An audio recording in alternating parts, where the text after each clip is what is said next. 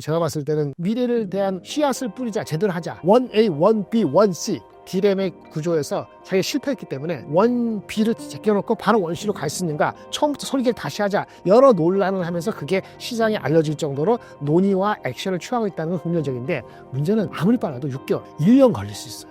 그래서 그 시점이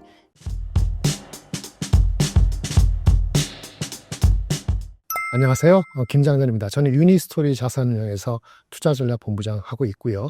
예전에 반도체를 많이 애널리스트로서 경험을 많이 했던 사람입니다. 타 방송에서도 종종 보신 분이 계실 텐데 앞으로도 신사임당에서도 자주 뵐 수 있으면 좋겠습니다. 현재 한국 주식시장을 어떻게 보시나요? 네, 일단 가장 큰 거는요. 작년이나 올해나 기본적으로 똑같습니다. 대한민국은 2천에서 3천의 박스권에 아직은 갇혀 있다고 볼 수 있고요.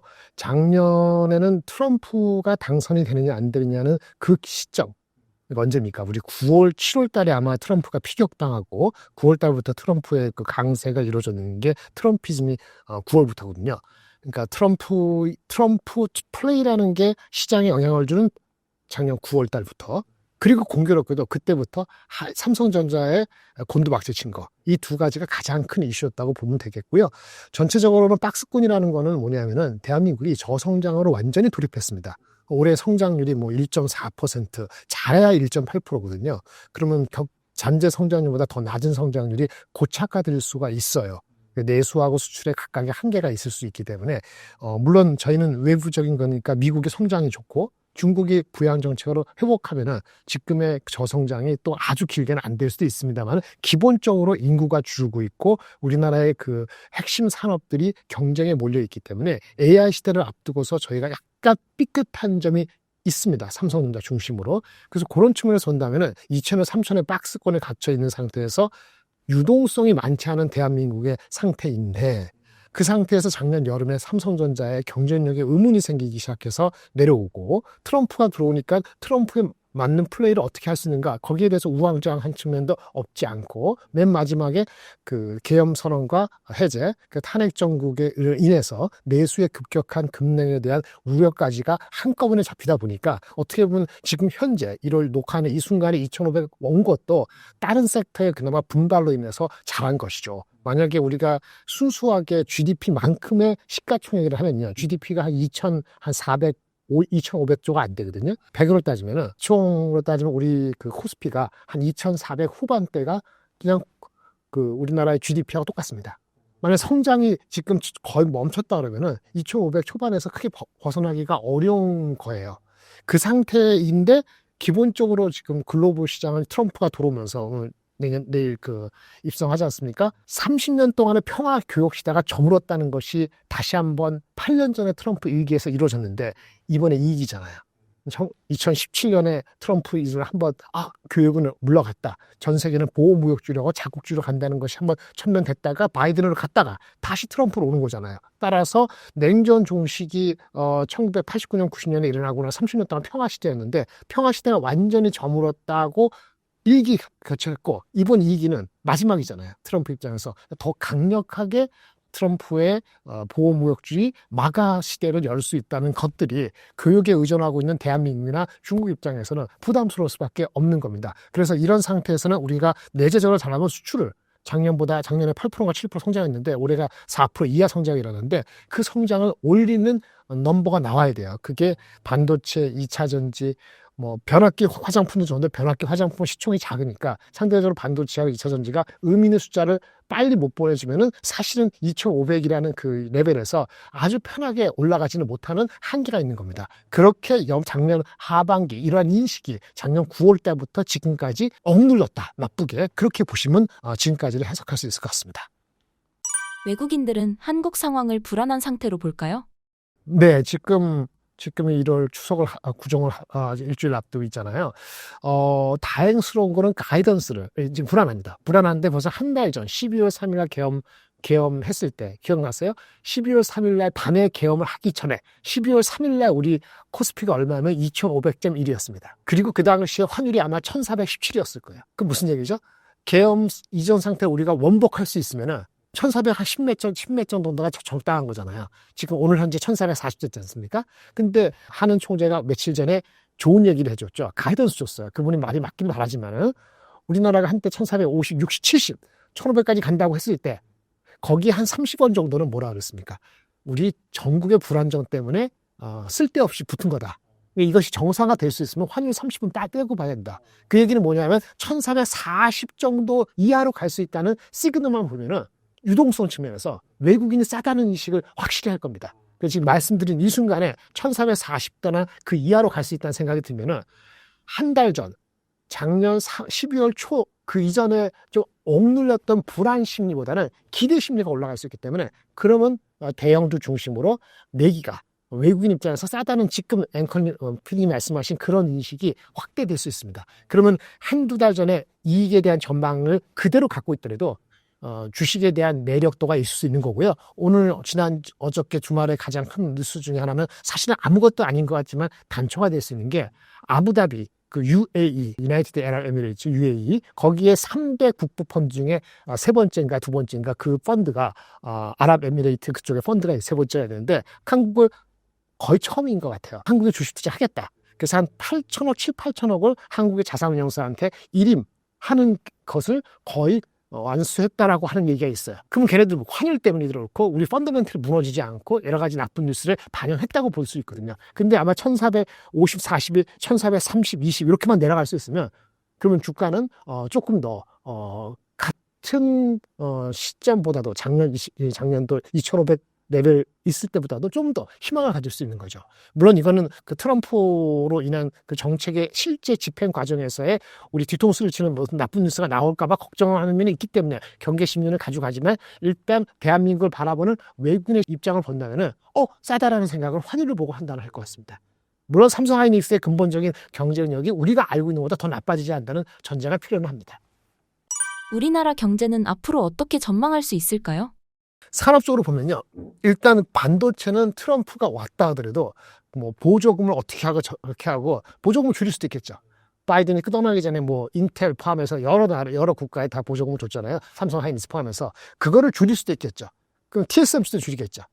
특별히 우리만의 어떤 영향을 받는 게 아니기 때문에 그 인더스트리 전체적으로 길게 봤을 때 큰 이슈는 안 된다고 봅니다. 다만 반도체는 우리 2차전 특히 반도체의 경우에 나쁘게 생각하면은 자꾸 중국하고 미국하고 관세가 됐던 보조금 됐던 그 제품의 그 기술력을 유출하는 거를 차단하는 걸 너무 강하게 하게 되면은 경쟁이 붙다 보면은 수요가 죽을 수 있어요. 반도체 수요의 30%는 그 이상은 중국에서 나오는데 우리 중국에 판단 말입니다. 근데 중국의 수요가 계속 억눌리면은 우리한테도 결국은 우리가 액세스할 수 있는 토탈 어웨이러블 마켓 템 자체가 줄 수 있는 거죠.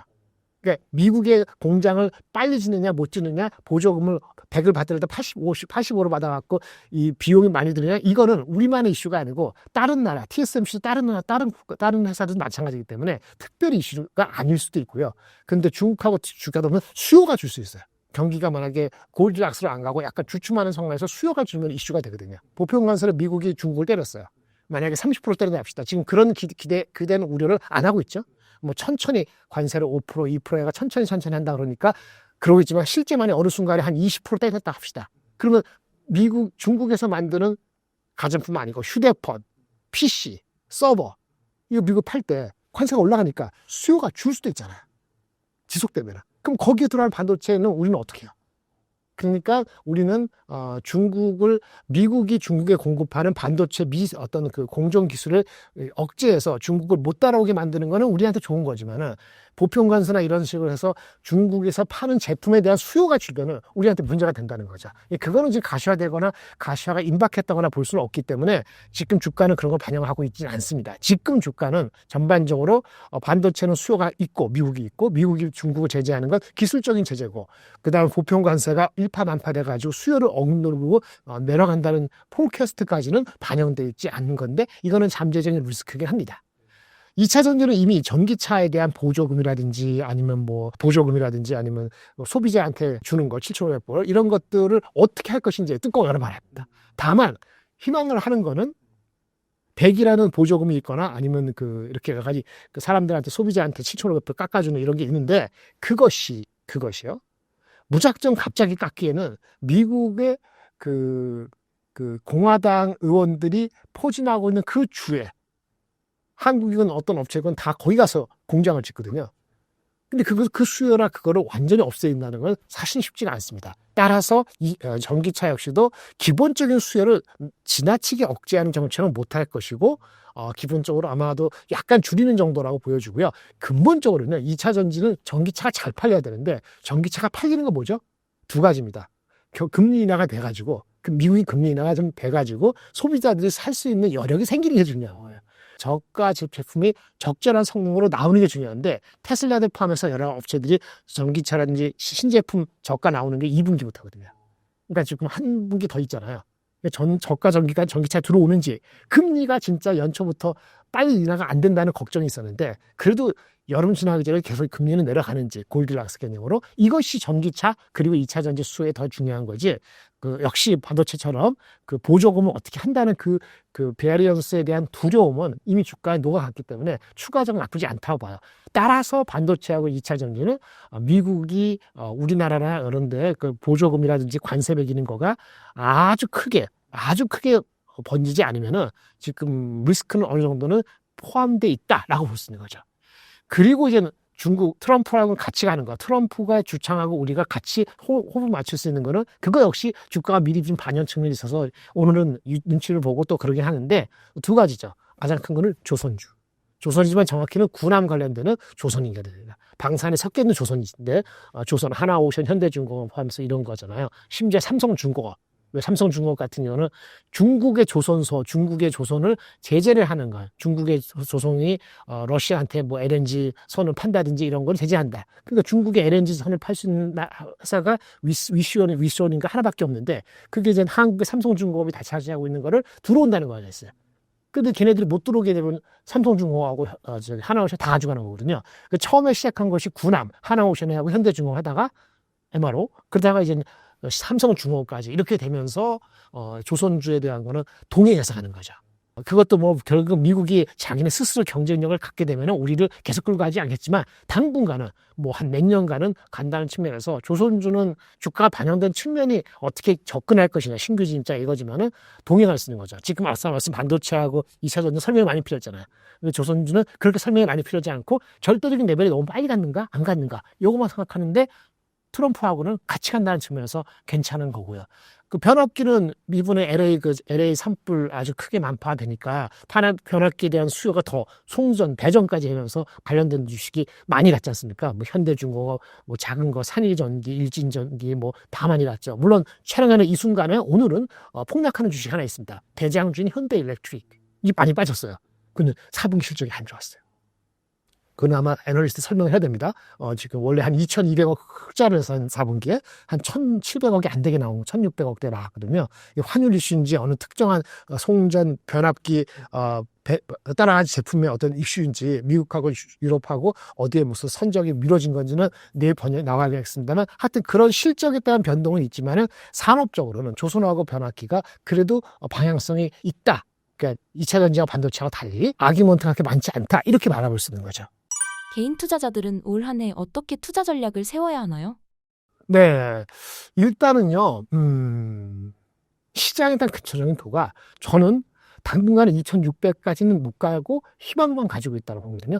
2,600 얼마입니까? 한 4%밖에 안 남았지. 그러니까 뭐냐면 절대로 아침이나 오후에 튈 때 사면 안 됩니다. 튈 때 사면 안 되고 내려갈 때 사셔야 됩니다. 이게 만고의 진리예요. 그리고 시기열을 올해 가을까지 볼 것인지, 아니면 한 3주 단위, 한 3, 4주 단위로 할 것인지 본인의 성향을 아셔야 됩니다. 3, 4주 단위라면은 절대 올라갈 때 하면 안 되고요. 그리고 아까 6개월, 9개월, 올 가을까지 본다면은 포트를 따셔야 돼요. 짧게 빠지고 하는 건 3주 단위로 하는 거고요. 그 다음에 가을까지 간다면 반도체가 집어넣어야 됩니다. 근데 반도체가 집어넣어야 돼. 반도체가 업사이드가 현재 가장 커요. 근데 이슈는 반도체가 하나가 아닙니다. 반도체 집어넣어야 되고요. 일단 말씀드리고, 그 다음에 2차 전지는 제일 후발이고요. 금리가 인하가 확실해지고 미국이 그렇게 되면 2차 전지를 어느 순간 가야 되는데, 2차 전지 맨 마지막인데 가는 거는 뭐로 봐야 되는 거냐면은 양극재보다는 테슬라가 잘 가는 건 테슬라 관련되는 주식이 더 나아요. 테슬라 관련된 주식은 센 업체는 LG 엔솔이고요. 조금 더 가볍게 갈 수 있는 거는 대주전자재료, LNF. 양극재는 선호하지 않습니다. 요 2차 전지 있고요. 반도체는 핵심입니다. 근데 반도체 똑같지 않다 그랬죠. 갖고 계신 분이 있는데 하이닉스 삼성전자 소부장 하이닉스 선호입니다. 나중에 반도체는 따로 말씀드리는데 하이닉스 삼성전자는 버티는 타일 이렇게 보시고 섹터입니다. 그 반도체가 제가 봤을 때는 만약에 한다면 반도체가 한 25, 30 하면은 이렇게 가져가고 2차 전지는 5%나 트레이딩 당분간은 아마 1분기 지날 때 넘버가 나오면 좀 늘리든지 이렇게 하시고 나머지 것들은 지금 주가 레벨에서는 내려갈 때만 사야 되는데 저는 조선하고 변압기를 비슷한 레벨로 놓을 것 같아요. 그러니까 반도체보다는 조금 적게. 반도체가 25면은 요거 한 20, 15 하면 어떻게 되죠? 한 40 되고 반도체가 65잖아요. 그 다음에 요거 하면은 한 70 정도 되죠. 그 나머지는 현금으로 가져갈 것인지 아니면은 중국이 마지막으로 중국이 회복될 수 있다. 그쵸? 중국이 이런 거 하면은 그러면 미국발 원래 화장품을 좋아했는데 중국발 화장품도 같이 가면 화장품도 괜찮을 수 있습니다. 그래서 요 정도까지가 현재는 보이는 거라서 그렇게 반도체나 2차전 변압기하고 조선하고 같은 비율인데 현재 레벨에서 내려갈 때만 사야 되고 그 다음에 트레이딩 영역일 수도 있지만 수출이 잘 찍히는데 중국발로 추가될 수 있는 화장품. 그 다음에 맨 마지막으로 2차 전지는 1분기 실적 나올 때까지는 트레이딩 이렇게. 근데 테슬라 관련되는 대주전자라든지 LNF 이렇게 가져가고 현금 한 35% 만약에 한국을 100으로 한다면 그렇게 하는 게 낫겠다는 거고요. 뭐 더 시간이 될지 모르겠지만 그러면 뭐 미국 주식 얼마 하고 한국 주식 인도할지는 다른 얘기가 되겠습니다. 여기까지입니다. 올해 국내 반도체 업황은 어떻게 전망하시나요? 네, 일단 작년 24년도는 정확히는 6월까지, 7월 초까지는 좋았습니다. 7월 달부터 흔들리기 시작해서 8월 달에 이른바 엔캐리 트레이드 청산이라는 그런 걸 핑계로 해서 8월 5일날 급락하면서부터는 아주 이제 완전 내려가기 시작했죠. 그러니까 7월부터 조짐이 보였어요. 그럼 상반기까지 뭐가 좋았냐? 우리가 하는 것처럼 AI는 무조건 고야. 그리고 하이닉스뿐만 아니고 삼성전자도 비록 아직 콜이 안 떴지만 잘 될 거야. 결국은 지금까지는 그 AI, HBM 콜 난다는 삼성전자의 그 얘기는 양치기 소년이 돼버렸죠. 근데 아직까지 8월달까지는 양치기 소년이 아니었거든요. 그래서 8월까 7월까지는 실적뿐만 아니고 AI 산업에 대한 믿음. 물론 5월, 6월달에 약간 뭐 AI가 계속 이렇게 ROI 나오냐, 투자를 계속 할 수 있냐 이런 작품이 나왔어요. 하지만 삼성 하이닉스는 계속 그 수혜를 받는다. HBM, 엔비디아 가능한 이렇게 해서 7월까지 간 거거든요. 그런데 그 엔캐리 트레이드 청산을 하면은 어떻게 되죠? 가장 민감한 조그만 나쁜 뉴스에도 민감할 수 있는 AI, IT가 흔들릴 수 있다. 라면서 미국 주식이 빠지면서 그 삼성전자 하이닉스 괜찮나? 이렇게 하면서 8월부터 이제 약간 조정이 들어가기 시작한 거거든요. 그래서 7월까지 괜찮았고 그런데 알고 보니까 또 한 가지 있었죠. AI는 그래. 결국 보니까 AI 수요가 이슈는 아니었는데 삼성도 그렇고 하이닉스도 그렇고 지난 3, 4분기 실적에서 많이 특히 삼성전자 같은 3, 4분기 실적이 폭약했는데요. 원래 실적의 그냥 기대치가 분기 실적이 13조 영업이익이었는데 결국은 얼마 나왔어요? 9조밖에 안 나왔잖아요. 네. 그게 뭐냐? 레거시 메모리의 폭락이에요. 레거시 메모리라는 거는 우리 AI 말고 휴대폰, PC, 일반 서버잖아요. 근데 이게 보니까 두 가지입니다. 왜 수요가 안 좋았나 보니까 하반기에 작년 가을부터 안 좋았으니까 첫 번째는 경기가 그렇게 미국 빼놓고는 아주 센 건 아니었어요. 중국도 보조금으로 스트럭을 한 거잖아요. 그러니까 미국 말고는 레거시 제품에 대한 수요는 조금 약해질 수 있는 타이밍이었어요. 더군다나 또 이런 얘기가 있습니다. 트럼프가 7월인가 그때 피격 사건 받고 살아나고 트럼프가 가능성이 있다 나온 게 9월부터잖아요. 그거 되면서부터 이 9월달 기준으로 해가지고 사람들이 그 전에 많이 땡겼어요.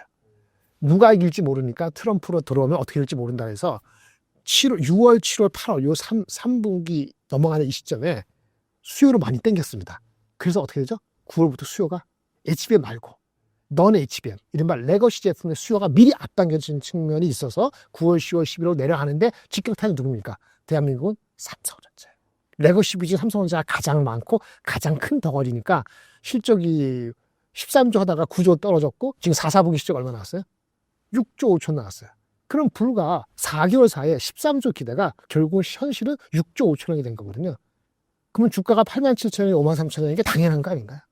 자사주를 메꿔서 지금 2개월째 버티고 있다고 보시면 돼요. 그래서 결국은 경기가 미국 빼놓고는 세지 않았다. HBM 빼놓고는 레거시는 앞당겨져가지고 연말에는 수요가 죽었다. 그래서 이거를 거꾸로 얘기하면 HBM 계속 가느냐? 연초에 우리가 좀 달리고 있잖아요. 반도체가. TSMC도 그렇고, 뭐, 마이크론도 그렇고, 하이닉스 좋았던 거는 HBM은 생각보다 더 좋네. 라는 생각이 든 거예요.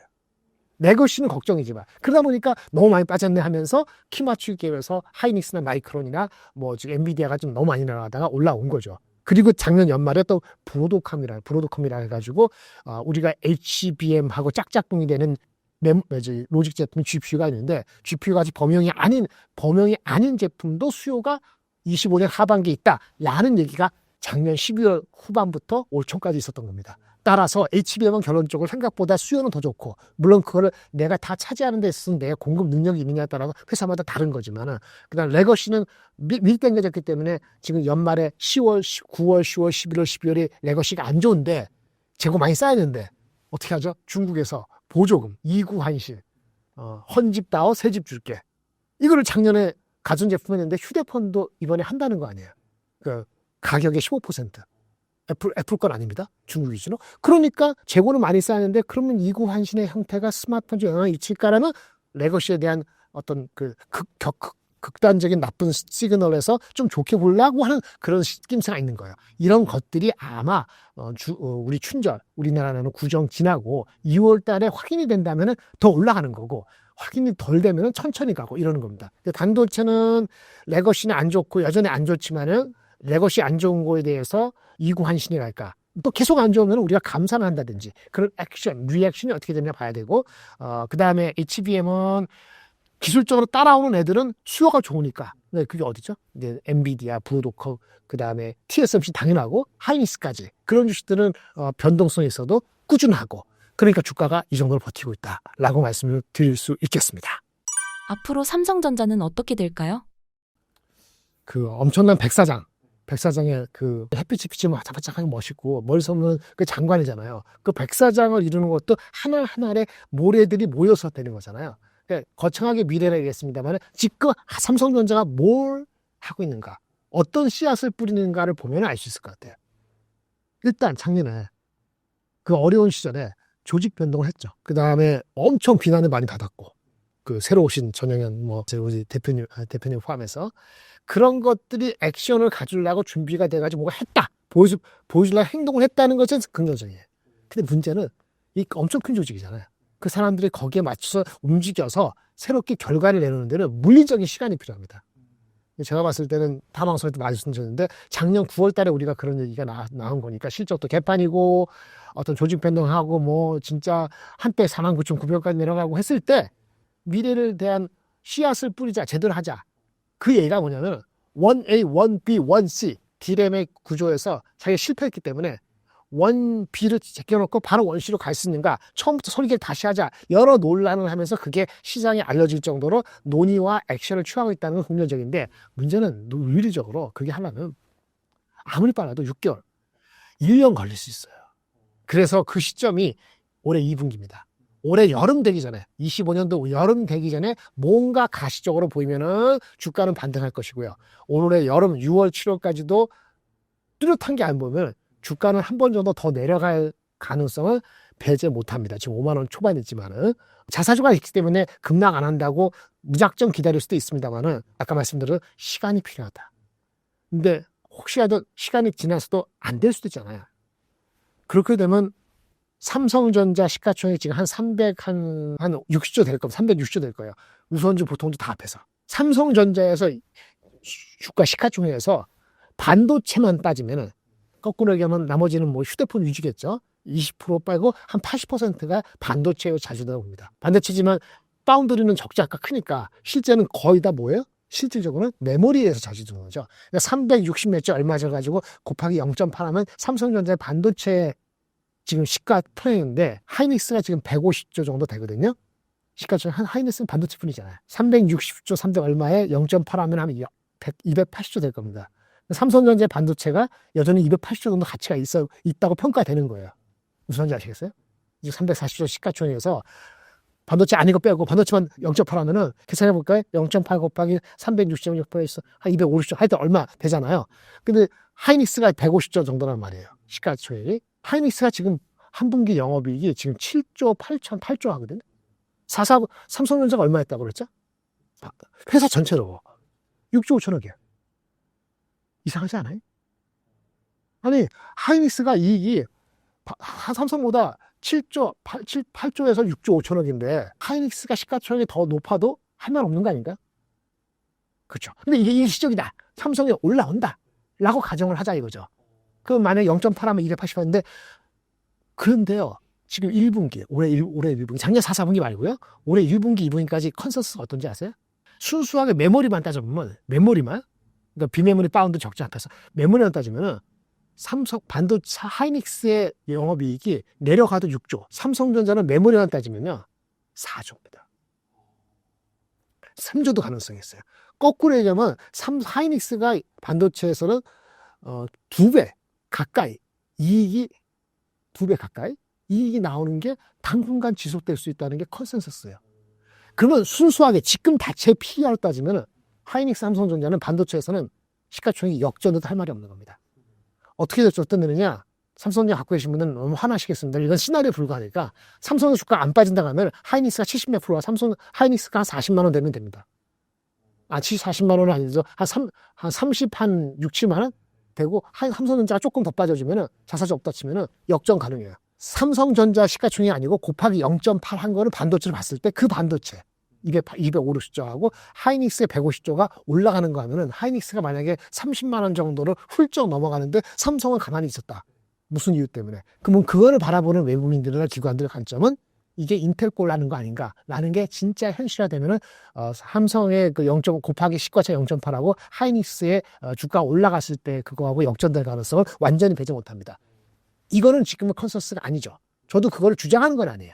근데 지금 속도 조절에 들어간 HBM 뭐 3, 2, 4 들었는데 그 설계 그 경쟁이 하이닉스가 지금 9개월 이상 앞서 있거든요. HBM4를 제대로 하기 위한 하이닉스의 원C 제품의 생산이 원C 제품, 원 A, B, C 하면은 더 미세 공정인데 원C 제품의 양산이 2월부터 된다고 촬영하는 이날 지난주 금요일날 신문에 났죠. 삼성전자 지금 원 B도 제대로 못 하고 있습니다. 지금 원C를 지금 개발했다고 선언을 하더라도 6개월에서 최소한 6개월 그 이상 벌어졌다고 봐야 돼요. 우리가 중국하고 비교하는 게 아니고 한국끼리 이렇게 차가 난 거예요. 그러면 시가총액에서 삼성은 더 내려가고 하이닉스가 올라가는 게 당연한 거고요. 다만 자사주가 있고 아까 말씀드리면 최악의 시나리오고 삼성전자가 작년 9월부터 조직을 바꿔서 사실 조직은 그전부터 바뀌었지만 대외적으로 잘못한 걸 인정하고 부족한 걸 인정하고 그렇게 와신상담하는 그런 모습을 시간적으로 보면은 9월이니까 올해 9월까지는 바뀔 수 있다라고 보는 사람들이 아직은 많기 때문에 주가가 버티는 건데 그게 조짐이 안 보인다, 헷갈린다라고 한 6월까지 기다리다가 못 기다리면 오히려 그 다음부터는 이상해지는 거죠. 그것이 인텔 꼴 난다는 것에 나쁜 시나리오 하는 거고요. 좋은 시나리오는 그래도 삼성이 하이닉스만큼은 벌어진 간격을 빨리 좁히지 못하더라도 조짐을 보일 것이다. 규모가 크니까 라고 생각을 하는데 그 규모가 크다는 거 마켓 시어도요. 41대 29인데 디램에서 올해는 삼성전자를 이끌으면 37%, 하이닉스는 31% 올라가기 때문에 규모도 만만치 않은데 그것이 만약에 콜만 삼성전자가 엔비디아의 HBM3 12단 콜만 나면 모든 게 해결되느냐? 이것도 아니에요. HBM3 12단 콜은 나야 되고요. HBM4라든지 그런 걸 위한 원C 제품의 설계 같은 것이 제대로 돼야 되거든요. 그래서 그런 걸 나오려면 모든 게 다 클리어지려면은 가을까지 기다려야 되고요. 좋게 보는 시나리오는 5월이나 6월 달에 HBM3 12단을 콜이 나는 겁니다. 그래서 거기에 따라 갖고 주가는 다른데 만약에 좋게 생각하는 방향으로 나면은 삼성 하이닉스가 26, 7만 원, 8만 원 애널리스트 목표 주가를 충분히 간 상태에서 삼성전자가 6만 원 근처로 가는 게 삼성전자 입장에서는 가장 베스트 시나리오가 아닐까 싶습니다. 최근 브로드컴 주가가 급등한 이유가 무엇인가요? 브로드컴은 이름값을 하고 있는 것 같습니다. 브로드한 커뮤니케이션이잖아요. 말이 이상한가요? 브로드컴은 커뮤니케이션이죠. 통신용 칩입니다. 네트워크, 연결 칩. 근데 합병해가지고 인수합병으로 큰 회사예요. 예, 그래서 그런 회사인데 이번에 각광을 받는 거는 작년 12월 각광 받은 거는 우리가 일반적인 범용 GPU가 엔비디아가 다 갖고 있는 건데 그거 아니다. 나는 커스터머한테 맞는 제품을 맞게 해줄 수 있다. 이런 얘기예요. 범용적이라는 거. 우리 GPU? 사실은 가장 범용적인 거죠. 범용이라는 건 뭐죠? 여기도 쓰이고 저기도 쓰이고 일반적인 거잖아요. 모든 경우의 수를 다 생각한 제품이 범용 제품이에요. CPU, 인텔 인사이드 CPU, 그게 가장 범용적이죠. 근데 GPU도 그보다 덜 범용적이에요. 우리 게임용에 특화된 거잖아요. 그 병렬 처리하고 그게 범용적인데 GPU도 좀 더 GPU보다 범용적이지 않고 커스터마한 거 제품이 ASIC이라는 거예요. 사실 ASIC이라는 제품에 GPU가 포함이 되는데 GPU가 워낙 엔비디아 하다 보니까 이렇게 하는데 CPU가 아주 범용적인 거, 누구나 할 수 있는 거, 인텔하고 AMD, GPU는 그 중에서 병렬 처리로 게임 특화하고 암호화폐를 그 채굴하고 이런 쪽에 특화됐지만은 그래도 범용적인 게 GPU고 엔비디아 한 거예요. 따라서 보니까 그 시장 그렇게 범용적으로 하다 보면은 여러 가지가 다 떠오니까 설계가 복잡하고 유연하다는 건 뭐죠? 이것저것 다 해볼 수 있는 설계가 복잡해지고 모든 걸 아우른다는 건 뭐죠? 효율이 떨어지고 필요 없는 것도 기능이 들어가고 필요 없는 기능이 들어가니까 그 단가도 높아질 뿐만 아니고 발열도 많이 되고 여러 다 복잡한 거예요. 그래서 이거를 커스터마이즈 하면은 이 커스터머 A, B, C 커스터머가 요구하는 성능이 다를 수 있잖아요. 내가 주안점을 둔 거. 주안점을 두는 성능 위주로 줄이다 보면은 필요 없는 걸 컷할 수 있거든요. 그럼 전력의 효율성, 에너지 소모 이런 것도 다 줄이면서 원가도 줄여지고. 근데 손이 많이 가죠. 그러니까 마진이 덜 나겠지. 왕창 해서 하면 엔비디아는 내가 다 먹으니까 마진이 50% 60% 가지만 이 커스터마이즈한 거는 코스트가 많이 드니까 이 커스터머, 비 커스터머 다 하다 보면은 비용이 많이 들다 보니까 만드는 사람 입장에서 손이 많이 가고 귀찮을 수도 있고 이런 거죠. 그런데 그거를 브로드컴이 시장을 디벨롭하고 확대하는 거를 발표한 거예요. 그래서 지금 브로드컴의 그 매출 중에서 이런 그 ASIC, AI용으로 ASIC이라는 건 ASIC라 해서 애플리케이션 스페시픽, 응용 분야에 특화된 IC, 반도체라는 얘기입니다. 근데 그거 용도로 하는 제품의 매출이 얼마 있다 하죠. 근데 3년 내로 그 매출이 3배, 4배 커서 지금 얘네들이 갖고 있는 전체 매출만큼이 하나 생길 수도 있다라고 얘기를 했어요. 그때부터 이제 그날 20몇 프로 오르고 지금은 약간 조정받고 있는 거죠. 그래서 브로드컴은 그 시장이 별로 없었던 것 같은데 시장이 뭐 한 몇 년 내로 40%, 50% 성장할 수 있고 이렇게 되면 얘네 성장률이 엄청 높아지는 거기 때문에 올해 25년도 기존자는 PER이 비싸요. 50배, 60배 될 수도 있고 그런데 3년 뒤에 보면 PER이 30배밖에 안 될 수도 있어요. 그래서 엔비디아 카처럼 지금 범용적인 GPU를 꽉 잡고 있는 PER 30배를 할 것이냐 몇 년 뒤면 확 밸류가 내려갈 수 있는 성장성 높으니까 그러니까 GPU 시장을 100으로 봤을 때 이 ASIC 시장 있잖아요. 네트워크나 AI 쪽 커스터머 용도로 ASIC 칩은 GPU 시장의 한 10% 정도 15%밖에 안 되는데 이게 3, 4년 내로 25, 30%까지 비중이 커질 수 있다는 게 거기서 마켓쉐어 1등이 브로드컴이에요.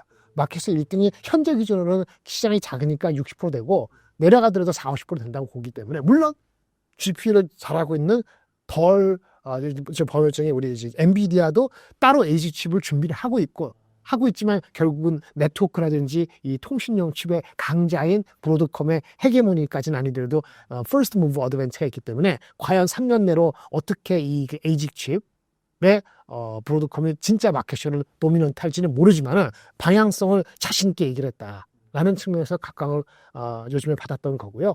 다만 미국 시장이 많이 올라간 상태에서 주가가 같이 낮게 올라갔기 때문에 밸류에 대한 얘기는 단기적으로는 계속 부담은 있을 수 있다. 이렇게 말씀을 드리겠습니다. 기존의 엔비디아 생태계가 그만큼 견고한 건가요?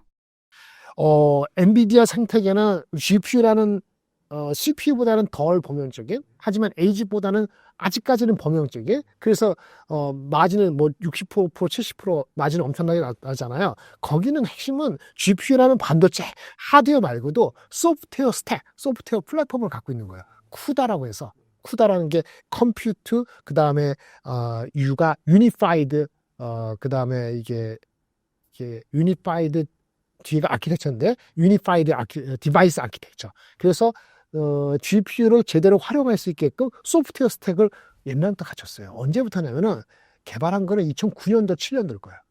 우리 눈에 보인 거는 우리 눈에 안 보였고 2012년도에 그 노벨 물리학상 받은 그 제프리 힌턴 교수하고 그 다음에 또 그 제자 하나 있는데, 그 오픈 AI의 샘 알트만하고 싸워갖고, 맞아. 샘 알트만 쫓아냈던 그 사람하고 그 제프리 힌턴, 이 사람들이 2012년도에 처음으로 GPU를 제대로 인식을 해서, 이 GPU 쓰면은 제대로 이제 딥러닝이라든지 이거 제대로 할 수 있다 해서 GPU의 가능성을 크게 보고 여기 학교에 자기 발표하고 한 것이 2012년도예요. 그리고 그것을 트랜스포메이션하는 그런 트랜스포머티브한 트랜스포머로 바꾼 그런 걸 인식한 게 2017년, 18년도. 우리 눈에 본 거 2020년에 들어와서 삼성전자 하이닉스에서 HBM을 거기 맡길까? 저 버전이 1, 2, 3 있었는데 제대로 된 버전이 나온 게 2019년, 20년 되면서 나오거든요. 그래서 씨앗을 뿌린 게 언제다? 14년 전에 뿌렸다. 아주 정확히 얘기하면 2009년부터 걔네들은 준비가 돼 있는 거니까 16년 전에 뿌린 헤게모니가 있는 거죠. 그러니까 쉽게 되겠어? 그러니까 AMD가 제대로 못하는 거고 인텔도 쉽지가 않은 거예요. 근데 이거는 범용화된 GPU인 거고 그 스택, 그 플랫폼 스택 갖고 있으니까. 근데 스킬을 다운해서 아까 말씀드린 에이직화해서 특정 분야만 해서 빨리 치고 들어가겠다. 지연 안 되게. 만약 브로드컴 전략이라면 그 헤게모니의 강도가, 그 쿠다의 강도가 조금은 그렇게 상대적으로 덜 세게 영향을 느낄 수도 있죠. 근데 현재는 워낙 견고한 거 맞고요. 당분간 그거 흔들려서 AMD나 인텔이 엔비디아 그거를 해결은 어떻게 한다? 올해 내년은 일거는 불가능할 것 같고요. 근데 장기적으로 3, 4년 됐을 때 ASIC 시장이 GPU 일반 거보다 더 빨리 성장한다면은 상대적으로는 그거는 조금은 영향을 받을 수 있다. 이렇게 말씀을 드리겠습니다. 엔비디아는 앞으로 어떻게 될까요? 엔비디아 목표 주가가 한 150달러 정도 보통 될 겁니다. 많이들 분명 170달러 보는데 150달러라는 것이 PER 40배 정도예요. 그러니까 40배 이상 안 가는 이유가 왜냐면은 과거 5년간 평균이 한 40배 초반인가 그래요. 근데 점점 시간이 지났잖아요. 성장률이 옛날처럼 그렇게 높지는 않을 거라는 생각이 들죠. 조금 느낌에. 그러니까 PER 40배 이상은 못 주는 거예요. 그래서 애널리스트 평균적으로 160, 170배가 못 부릅니다. 현재 눈에 보이는 것이 2025년, 26년까지는 헤게모니가 그렇게 무너지지 않아. 근데 워낙 베이스가 낮아서 확 올라왔으니 성장률은 낮아질 거야. 이런 걱정 때문에 PER이 40배 못 넘으면 150달러죠. 따라서 한 분기 한 분기 실적 나오고 검증되면서 계단식으로 올라갈 거랍니다. 애널리스트 목표 주가는 타당성이 있습니다. 길게 봤을 때는 200불도 불가능하진 않습니다. 길게가 10년 이게 아니고 올해 내년 지나면서는 목표 주가 200불은 100불 후반대에서 200불은 충분히 더 한 단계 올라갈 수 있다고 보는 거는 올해 실적이 아니고 내년 걸 땡기면 되는데 한 가지 최근지가 있습니다. 헤게모니가 아니고요. 여전히 얘네들 제품 중에서 GPU 중에서 뭐 블랙웰 들어보죠. 호포 블랙웰 그다음 하는데 생각보다 빨리 경쟁사를 떨치기 위해서 엄청나게 설계를 서둘렀어요. 그러다 설계 서둘러 보니까 뭔가 문제가 있는 거야. 발열 문제, 무슨 문제. 이것이 지속적으로 작년도 가을부터 지금까지 지속적으로 반복되고 있어요. 녹화하는 이 순간 일주일 전만 해도 블랙웰에 또 발열 문제가 있어서 실질적으로 서버 만드는 업체하고 칩하고 서버에 렉하고 칩하고 연결을 보기 위해서 조금 문제가 생겼다라는 얘기가 나오는데 그런 문제가 나오면 실제 실적이 나올 때 조금 희망했던 이거 100보다는 94가 될 수도 있거든요. 그런 단계적인 게 있기 때문에 주가는 올라가다가 실적 발표 때문에 내려갔다가 다시 실적 발표 올라가고 이런 패턴으로 지속되고 미국 경기가 푹 내려가거나 아니면 중국에서 만약에 HBM을 뭘 만들었다든지 의미 있게 이런 소리가 안 들리면 두 가지 그러면 기본적으로 주가는 130불 초반이나 그 이하 가면은 또 싸다는 인식이 들기 때문에 그런 박스권에서 조금씩 올라가는 패턴이 지속될 것 같은데 옛날처럼 혼자 독불할 것인지 독불장군처럼 TSMC도 있고 브로드컴도 있고 아니면 AI를 활용하는 측면에서 각종 소프트웨어 회사들이 계속할 것인지는 좀 더 지켜봐야 될 것 같습니다. 그러면 삼성전자도 엔비디아가 아닌 브로드컴에서 기회를 찾아볼 수 있지 않을까요? 그런 거 있죠. 그런 건 있는데, 왜냐면 아까 말한 엔비디아가 요구하는 스펙하고 브로드컴하고 요구하는 스펙. 브로드컴은 일단 하이닉스부터 들어가는데, 그거에 차이가 있을 거라는 생각이 들어요. 근데 거꾸로 해서 브로드컴이고 딴 데 들어간 데서 엔비디아에 계속 거꾸로 들어갈 수 있냐? 이거는 상관이 없기 때문에, 그리고 아직까지 시장에 이쪽이 훨씬 80, 이거는 15니까 그거를 대체할 정도는 아니죠. 하지만 그렇게 다양화될 수 있는 GPU나 ASIC의 시장이 다양화된 것이 HBM을 요구를 한다는 것 자체는 좋은 거죠. 그건 나쁘지 않다고 볼 수 있겠습니다. 올해 2차 전지 업황은 어떻게 전망하시나요? 일단 작년에 안 좋았죠. 미국 시장, 이게 2차 전지 보면 2차 전지는 어디 쓰이죠? 전기차에 쓰이죠. 근데 전기차가 작년 성장이 좋았을까요? 안 좋았을까요? 이게 아닙니다. 중국은 좋고요. 넌 중국은 안 좋았습니다. 근데 중국이 좋다는 거고 넌 중국 안 좋다는 거는 한국의 셀, 한국의 2차 전지는 어디 팔죠? 중국 전기차한테 팔지 않잖아요. 중국 시장용으로는 중국 업체들은 아니니까. 그러니까 무슨 얘기냐? 전 세계 2차 전지 시장이 올해 기준으로 한 2천만 대 될 것이고 작년 기준으로는 글쎄요 1,700만, 1,800만 대 될 것 같은데 2천만 대도 안 되는 게 합시다. 전기차가. 그 전기차의 생산해서 판매되는 시장의 66%는 중국입니다. 근데 중국의 성장이 높아진 거예요. 중국은 자동차 판매 중에서 50%가 훨씬 이미 넘었어요. 전기차로. 미국은 얼마 될까요? 미국은 자동차 판매가 될 수가 있는데 그것도 중국보다 작죠. 미국 자동차 판매 중에서 전기차 비중은 10%밖에 안 됩니다. 유럽이 한 30% 되나? 모르겠어요. 20몇 프로? 중국은 비중이 50몇 프로고 성장도 가장 높아요. 전 세계 전기차 중에서 66%는 중국 시장이라고요. 근데 중국 시장은 누구 거야? 우리나라 게 아니에요. 그러니까 중국에는 저가의 LFP 포함해서 3원계가 있다 하더라도 중국 업체가 쓰잖아요. 그쵸? 그 시장이 달라는 거예요. 그래서 2차 전지가 우리가 어려웠던 거죠. 그래서 우리는 봐야 될 게 결국은 두 가지인데요. 2차 전지 업체나 2차 전지 셀 업체 있지 않았을 때 내 커스터머가 미국이에요, 유럽이에요, 여러 가지 골고루 있어요. 그거 중요한 거죠. 우리가 미국이 중국을 제재했을 때 좋은 거는 미국 시장을 우리가 노리고 있는데 미국 시장에서 중국이 전혀 못 들어오게 완전 틀어막는다. 그럼 미국 시장 우리가 다 차지할 수 있다는 전제를 까는데요. 근데 중요한 건 미국 시장이 커야 될 거 아니에요. 미국 시장이 커려면 어떻게 되는 거죠? 보조금도 제대로 두거나 아니면 금리 인하가 돼가지고 사람들이 쓰거나 이래야 되는 거 아니에요. 그것이 만족스러운 주가는 벌써 날아가겠죠. 그게 될까 안 될까 눈치를 보고 있는 거예요. 미국 시장만 말씀드리면 미국 시장에서 전기차의 성장률은 2000년 전기차 성장 작년에 보자 한 6%밖에 안 됐어요. 그러니까 중국은 한 50몇 프로, 30몇 프로 성장했을 거예요. 유럽도 아마 작년에 마이너스 성장인지 잘 모르겠는데 하여튼 안 좋았고요. 올해 금리 인하의 속도 아까 말씀드린 것처럼 전기차를 투자가들한테 우리 사람들이 우리 피디님 포함해서 쓰게 만들려면 저가 전기차가 좀 좋잖아요. 저가는 성능이 좋은 거. 우리 테슬라가 뭐 저가 전기 3만 불 이하짜리 나온다는 게 올해 상반기, 근데 정확히 2분기 정도 되겠죠. 다른 회사 마찬가지로 전기차가 제대로 나오고 저가 전기차가 금리 인하가 돼야 되고 금리 인하가 빨리 안 된다고 느낌만 나면 또 주가는 또 내려가는 거예요. 그래서 금리 인하하고 전기차가 제대로 저가 전기가 나오면은 작년 6%보다는 높은 성장이에요. 그래도 낮게 보는 사람은 13%, 높게 보는 사람은 20%. 그래서 이게 미국 전기차 시장이 20%까지 성장한다면 파지티브. 그러면 거기 들어가는 2차 전지? 그건 한국이 중국을 완전히 배제하고 우리가 더 할 수 있다. 그런 가능성이 있게 되면 주가는 들어가는 거죠. 아까 금리 인하하고 저가 전기차인데 또 아까 말한 AMPC, 그 세금 이렇게 보조금 주고 그것도 이만큼인데 좀 줄일 수 있는데 그 상당 부분 유지돼야지 일단 좋잖아요.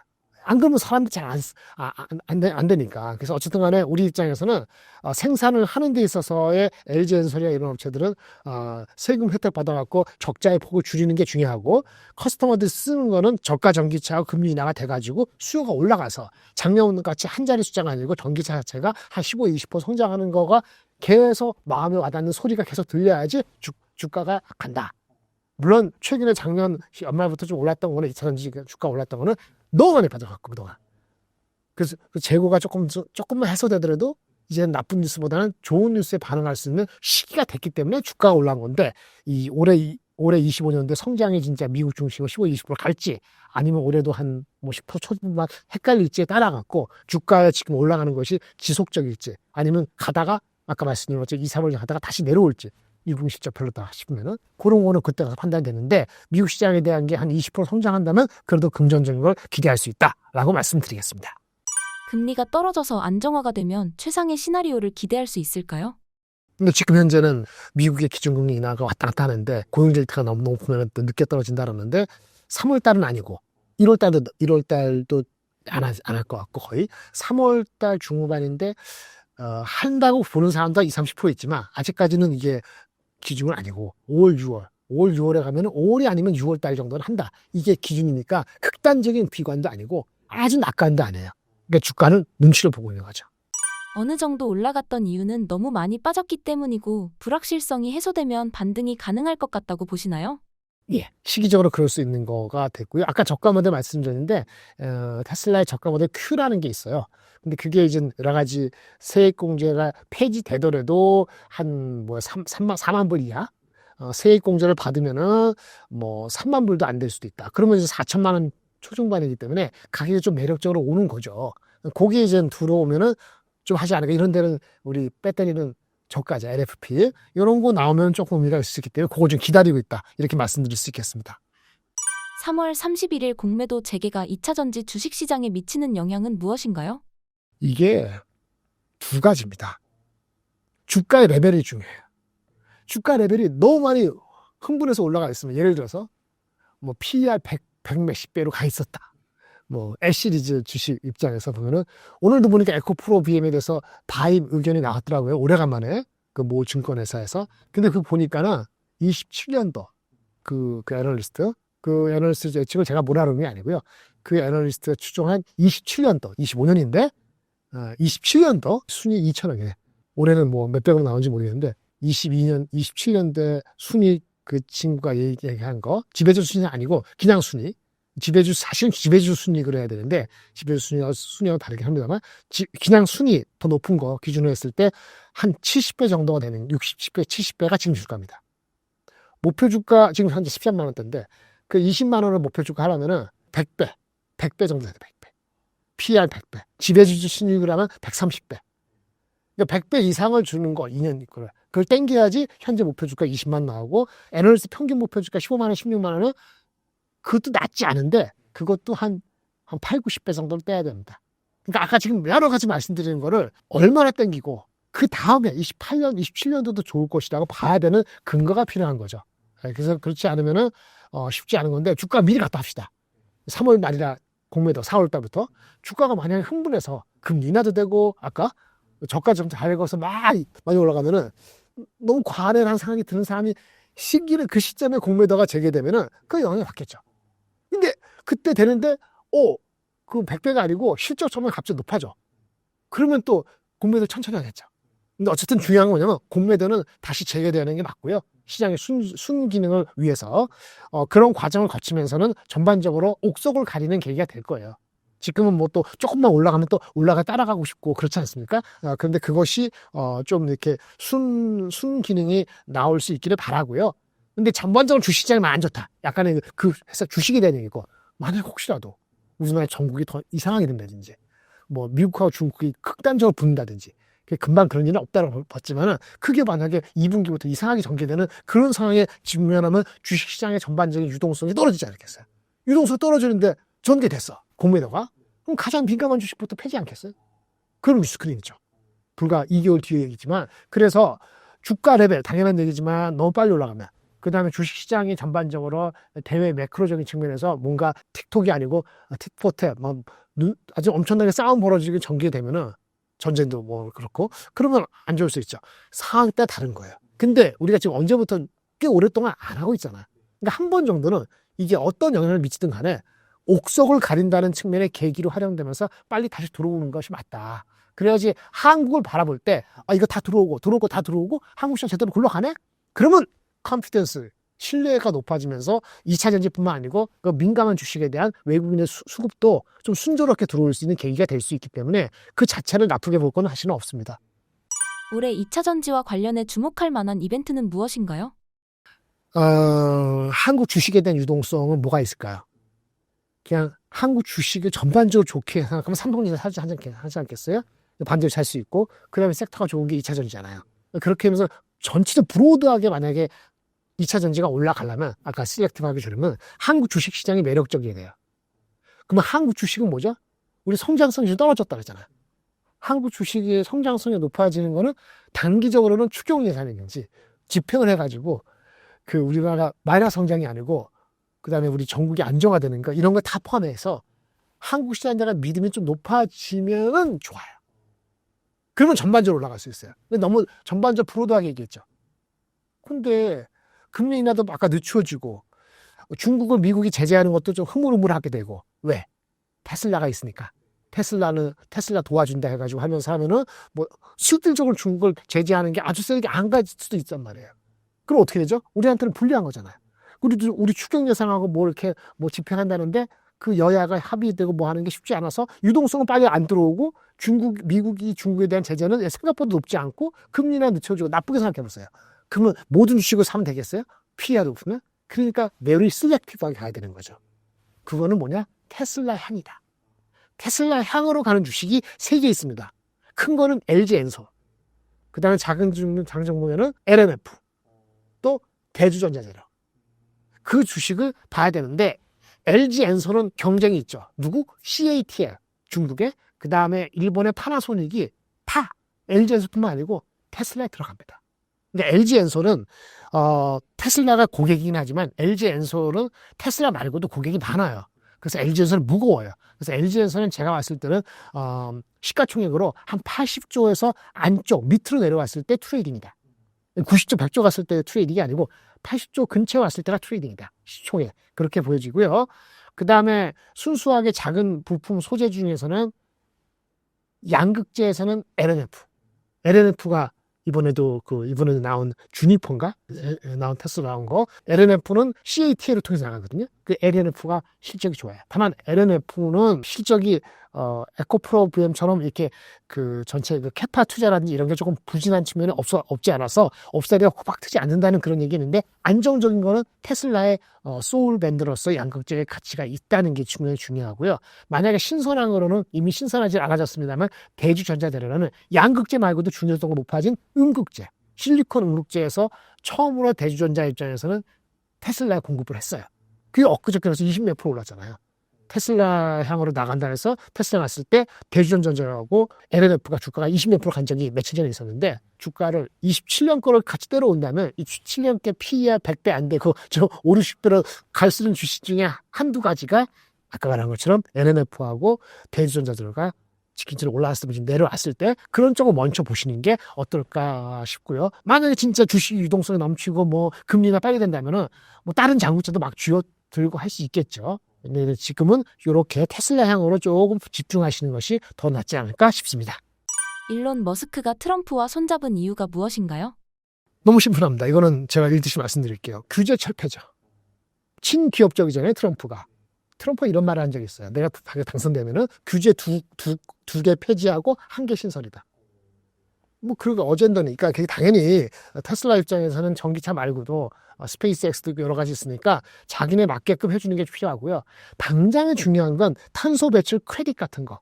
이게 테슬라의 수익의 강화가 핵심이기 때문에 이런 것도 계속 확대되기를 원했을 것 같고요. 또 하나는 전기차가 잘 팔려면 충전소가 잘 돼야 되잖아요. 충전소가 이슈였는데 이거 인프라 투자 관련되는 거거든요. 이거 역시 전기차 충전소 관련되는 것도 이제 가능성이 있기 때문에 트럼프하고 손잡았다라고 얘기할 수 있겠고 아까 앞전에 말씀드렸는데 애플도 마찬가지지만 테슬라도 자율주행은 법적인 것도 보험적인 것도 있잖아요.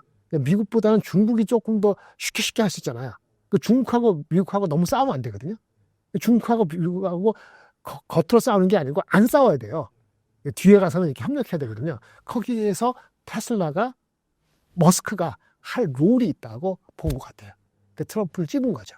그래서 제 생각에는 미국하고 중국하고 극단적으로 가려고 하더라도 중간에 머스크하고 우리 트럼프하고 사이가 완전히 개판되지 않는 한은 안가 모종의 극한 거를 피하면서 핵심은 자기가 취할 것 같아요. 그래서 대외적인 국제 무역에 있어서 테슬라의 위치가 예전보다 더 중요해졌기 때문에 중국과 관계 속에서 거기서 모종의 역할을 할 수 있다고 보는 것 같아요. 중국과 관계, 미국과 관계에서. 그래서 아까 말씀드린 이런 몇 가지 측면에서는 트럼프를 택했고 그것이 당분간은 지속될 것 같죠. 물론 한계는 있습니다. 이렇게 하더라도 테슬라가 스스로 자율주행 개발하고 있는 것이 성능이 안 나면 꽝이죠. 우린 전제는 이게 규제만 풀어주면 다 될 것 같은데 막 사고 나고 뭐 날리시면 안 되잖아요. 지금 레벨이 2밖에 안 되는 거예요. 카메라밖에 안 되는 거잖아요. 그러니까 데이터를 모은다고 하지만 어느 날 갑자기 무슨 일이 나올지 모르는 거고 물론 규제를 확확 풀어주면 이런 버틀넥을 넘어갈 수 있습니다. 지금은 연방 정부 단위로 주 단위로 규제를 하고 있거든요. 주마다 규제가 달라요. 그러면 전기차 자율주행하는 입장에서는 일거리가 많아지잖아요. 근데 연방 정부 전체적으로 단위의 개념을 바뀌어서 규제를 하게 되면 테슬라 입장에서는 접근하기가 편안한 거죠. 이런 규제는 분명히 테슬라한테 힘이 되는 건 맞는데 정작 기술적으로 무슨 문제가 생기면 할 말 없는 거거든요. 그런 측면에서 그 기술적인 문제를 미국에서 발견되지 하기 전에 어디서 하고 싶어요? 중국 시장에서 중국 공산국가 거기서 돌리고 싶어해요. 그 중국 시장에서의 그 테슬라의 그 전기차 말고 자율주행의 그 디벨롭먼트도 상당히 중요합니다. 그게 잘 되면은 결국은 자율주행이 잘 되는 건데 그렇지 않으면은 쉽지 않죠. 어쨌든 이런 환경을 엑셀러레이션 하려면은 테슬라 입장에서는 머스크 입장에서는 트럼프가 가장 핵심인 거죠. 왜냐 실질적으로 자율주행차 레벨을 보면은 웨이모가 앞서 있거든요. 구글의 밑에. 웨이모가 제한적이지만 이미 레벨 4를 하고 있단 말이에요. 근데 테슬라가 뒤져 있는 게 맞아요. 기술적으로는. 그래서 그걸 갭을 차지하고 크는 데 있어서는 또 돈도 필요할 수 있는데 당연히 테슬라는 머스크는 우리 트럼프 아저씨하고 짝짝꿍을 해서 계속 가는 게 맞습니다. 사이가 나빠지면 골치 아파질 거죠. 전반적으로 자율주행 기술은 현재 어느 정도 수준인가요? 일단은 데이터가 많은 거는 쌓인 거는 이제 테슬라도 있습니다만 웨이모가 꽤 많아요. 그래서 근데 웨이모는 자기네가 모든 걸 다 가지고 있지 않고 협력해서 하는 거고 테슬라는 다 가지고 있으려는 거고 중국은 BYD 포함해서 그 나름대로의 규제를보다는 좀 더 여유 있게 하는 거기 때문에 결국은 이게 2, 3, 4 레벨이 얼마나 사람들 다가오느냐가 중요한데 좀 지켜봐야 될 것 같아요. 그래서 좀 정확히 말씀드릴 수는 없겠고요. 일단 주가적인 측면에서는 구글은 웨이버라는 게 한 부분이기 때문에 구글에 반영되는 게 쉽지가 않아요. 결국은 그래서 그 희귀함 때문에 테슬라가 계속 당분간은 각광이라 말하지만 좀 관심을 받을 수밖에 없다. 주가 레벨에서 지금 얼마죠? 400불인가요? 얼마인가? 그 정도 레벨에서는 아직은 업사이드 다운사이드 둘 다 있는데 관심을 받고 간다라고 말씀을 드릴 수 있고 그 레벨의 차이는 각각의 초구하는 바가 다른 거죠. 웨이모는 모든 걸 라이다 포함해서 모든 걸 다 해서 데이터를 가져오는데 너무나 많은 데이터가 가져오니까 웨이모는 데이터를 테슬라보다 많이 가져오는데 프로세싱 하는데 기술력에서 한계가 있고 테슬라는 많이 가져온 것보다 처리하는 그건 좋은데 가져오는 것 자체 데이터 자체가 조금 리스크가 있는 좀 완벽하지 않은 카메라만 하니까 그 한계가 있는 거예요. 서로 간에 악유를 하는 거죠. 그래서 그게 어떻게 결정될지는 좀 더 지켜봐야 될 것 같습니다. 올해 상반기 모델 Q 출시에 대한 전망은 어떤가요? 네, 모델 Q는 가격이 좀 싼 거예요. 근데 2분기에 나오는데요. 2분기에 나오는데 이게 조금 글쎄요. 모델 Q가 나오긴 나오는데 2분기에 나오는데 저 상황인 것 같아요. 이게 중국 같은 데서 더 반응이 좋을지 미국에서 반응이 좋을지 그게 가늠하는 게 중요한 것 같아요. 희망컨대 미국에서 반응이 좋은 게 좋거든요. 중국 시장으로 반응이 되는 것보다는 미국 시장에서 반응이 되는 것이 왜? 미국에서는 아직 그 전기차의 침투율이 아까 첫 반을 시작할 때 얼마나 했죠? 10%밖에 안 된다. 10%가 20% 올라가는 데 있어갖고 하이엔드 모델이 더 의미가 있겠어요? 약간 낮은 모델 가격이 낮은 게 더 소구하기가 어필하기 좋을까요? 가격이 낮은 게 좋겠죠. 그래서 당연히 Q가 어필이 돼야 되거든요. 근데 이게 성능이 조금 낮단 말이에요, 아무래도. 그래서 미국 사람들이 롱 디스턴스를 가는데 이 Q를 어느 식으로 받아들일지가 좀 궁금해요. 그래서 그 측면에서 그것이 Q가 잘 나오면은 그래서 미국에서의 페니트레이션 레이트 전기차가 전체 자동차에 차지하는 비중이 뭐 15%다 이렇게 올라갈 수 있다 그러면 그는 꽤 센세이션 할 것 같거든요. 그런데 이제 미국이 자동차가 한 대 있지 않잖아요, 보통. 2대도 있을 수도 있고 우리보다는 더. 그러면 세컨 카로서가 될 수도 있고 누구한테는 의미 있는 차가 될 수도 있고 자기의 그 소득 수준이 낮은 사람들은 세컨 내고 다 합쳐서 하는 거고 소득이 많은 사람들은 세컨 카를 할 수 있잖아요. 그렇게 전기차의 그 초반에 그 early adopter를 다 흡수하고 난 한 penetration rate가 한 15% 되는 시점에서의 전기차가 과연 Q가 낮은 급이 어필되느냐 안 되느냐가 올해뿐만 아니고 내년도를 예측하는데 매우 중요할 것 같아요. 그게 삐끗삐끗하면 사람들이 바라보는 전기차에 대한 관점이 우리 시장에서 바라보는 것과 달리 지금 성능이 중요해. 아니야, 더 가격이 싸지는 게 필요해. 이런 갈림이 될 수 있는데 아직 안 나왔잖아요. 그 어필이 되는지 아직 정확히 어떤 층이 어필되는지 모르니까 Q가 나올 때 그 반응은 어떤 층이 어필되고 어떻게 되는지는 그걸 보고 판단을 해야 될 것 같습니다. 개인 투자자는 테슬라를 어떻게 바라보면 좋을까요? 일단 세 가지를 말씀드릴게요. 자율주행 규제 완화 속도를 보셔야 돼요. 시장에서 요구하는 거 아까 잠깐 말씀드렸는데 주 정부 단위의 규제가 연방 정부 단위로 통일되는가 그런 뉴스에 민감하시게 돼요. 그렇게 되면은 잘 나가는 거예요. 그 다음에 뭐 또 이거는 아주 어린데 사고 발생했어. 사고 발생하면 안 좋은 얘기잖아요. 근데 사고 발생한 계기가 돼서 그러면 전기차 자율주행차 잘 못 만들잖아요. 그렇게 되면은 집단 소송 같은 거 가지 않게끔 만약에 완성차를 보호하는 그런 장치 얘기가 나오면은 어렵죠. 그러면 이제 엑셀레이트. 일단은 주정부 단위의 규제가 연방 정부 단위로 50개 준대. 이게 통일되는 그거 프로세스가 필요할 것 같고요. 그게 하나의 자율주행에 대한 마일스톤이고, 두 번째는 전기차 시장이 일단 많이 팔려야 되잖아요. 그러니까 큐가 됐던 뭐 사이버 트럭이 됐던. 그래서 통괄적으로 미국의 전 세계 전기차 시장이 올해 작년보다 한 20% 넘게 성장하면 좋겠어요. 근데 낮게 잡은 사람은 10% 중반밖에 안 돼요. 10% 중반하고 20% 초반하고는 글로벌리 중요하죠. 더 중요한 거는 미국 시장이 10% 이상 성장을 하는 게 중요해요. 작년에 성장을 못했으니까. 그래서 성장률, 미국 시장 10% 이상, 글로벌 전체 시장 한 20% 정도 성장한다. 그러면 하나 중요한 거고, 자율주행 아까 주 단위, 연방 단위 이런 거 하면은 중요한 거고. 그리고 주가죠. 주가가 어디 가 있는가 보고 들어가야 되는데, 일단 지금은 로보택시 뭐라고 해가지고 잘 된다라는 가정을 한 건데, 그거 잘 된다고 가정했을 때 저는 목표 주가까지는 아니더라도 계산해 보니까 얘네 기존 사업에 대한 가치가 한 7천억 불 안 되기는 것 같아요. 지금 시가총액이 얼마냐면은 지금 시가총액이 한 1조 한 3천억 다 될 겁니다. 그걸 반 정도는 기존 사업이거든요. 근데 그 주가가 210불, 지금 주가의 반 정도 있을 때까지는 우리 로보택시군 뭐 이런 거 별로 안 들어갔을 때 작년 8월 달까지 그 주가였어요. 그 다음부터 로보택시 근데 올라간 거거든요. 자율주행 때문에. 그 로보택시가 어떻게 운영되느냐가 중요한데, 로보택시 하나 운영하면은 그 뭐 예를 들어서 몇만 마일, 연간 9만 마일, 10만 마일 운영한다. 택시로. 그러면 한 1마일당 얼마의 수익이 나는가 있거든요. 1마일당 수익을 15센트 정도 보고 있어요. 그 9만 마일 돌린다. 뭐 이런 걸 했을 때 로보택시가 그래서 몇 개나 팔리는 게 중요하죠. 로보택시를 테슬라가 얘기한 게 200만 대를 얘기한 적이 있어요. 굉장하지 않아요? 얘네가 작년에 판 게 좋다 180만 대야.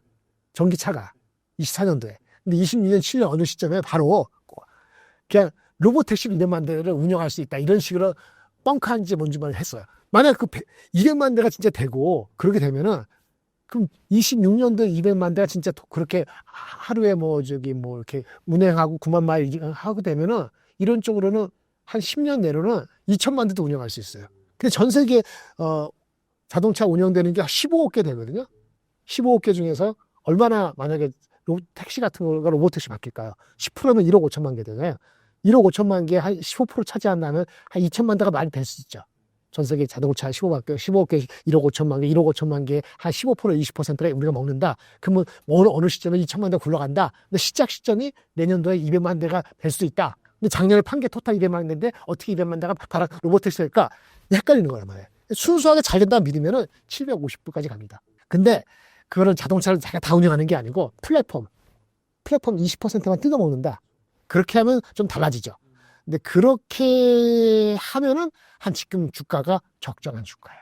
그러니까 플랫폼으로 하느냐, 아니면 자동차를 다 운영해가지고 200만 대 다 팔고 이렇게 하느냐, 그리고 이게 30년에 들어오느냐, 2033년 정도나 한 15년 정도 10몇 년 지나서나 2천만 대고, 당분간은 500만 대, 1000만 대 못 가느냐에 따라 갖고 주가가 달라질 수 있는데, 애널리스트가 800건을 부른다면은 로보택시를 직접 운영하는 거예요. 플랫폼이 아니고. 그렇게 하면은 700불 이상을 부를 수도 있고요.